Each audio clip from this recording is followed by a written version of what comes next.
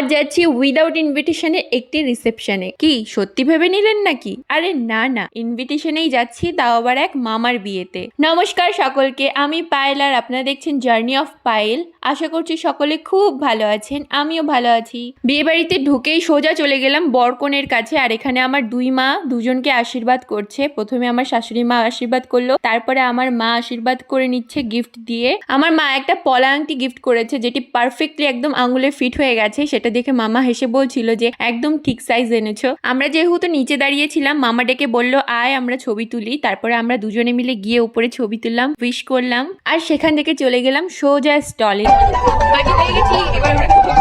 অনেকক্ষণ দাঁড়ানোর পর বাটি পেয়ে গেছি, তো খুশিটা দেখতেই পাচ্ছেন কতটা খুশি আমরা বাটি পেয়ে, যেন এক যুদ্ধ জয় করে এসেছি এমন খুশি হয়েছি। তারপরে ফুচকা পাওয়ার জন্য অনেকক্ষণ দাঁড়ানোর পরে ফুচকাটাকে পেয়েছি। মেয়েদের একটা আকর্ষণই ফুচকা, এবার ফুচকা খাওয়ার জন্য লাইন তো দিতেই হবে, কিন্তু এই ফুচকাটা না অত ভালো ছিল না। আর এখানে দেখুন লাইন দাঁড়িয়ে আমরা ফুচকা পাচ্ছি না, আর ও বাটি ভরে নিয়ে যাচ্ছে ফুচকা, আরামে বসে খাবে তাই। আর এর খাওয়া দেখে তো মজাই চলে এসছে, এত আরামে খাচ্ছিল ফুচকা। আসলে বিয়ে বাড়ির স্টলগুলোতে না সব থেকে বেশি আনন্দ করে বাচ্চারা। ফুচকা খাওয়ার পরে এবার আমরা চলে গেলাম পকোড়ার স্টলে, আর পকোড়াগুলো না অত একটা ভালো ছিল না। আর এখানে আমার হাসির কারণ, একটা গোটার মুখে ঢোকানোর পরে আমার বর দেখি সেটা হাসছে, আর ওর হাসি দেখে আমারও হাসি পেয়েছে। পকোড়াটা খেয়ে না প্রথমে ভালোই লাগছিল, তারপরে 2-3 বাইট দেওয়ার পরে না কেমনই যেন লাগছিল। তো প্রথমে বলেছিলাম ভালো, তারপরে বলছি না ভালো না। এবার আমরা ঢুকে পড়ছি মেইন কোর্সে। প্রথমে তো আমাদের প্লেট আর জল দিয়ে দিল, আর এখানে এই পুচকি বাচ্চাটা আমাকে ডাকছিল পেছন থেকে লুকিয়ে লুকিয়ে। তারপরে চলে এলো পাঁপড়, স্যালাড, ভাত,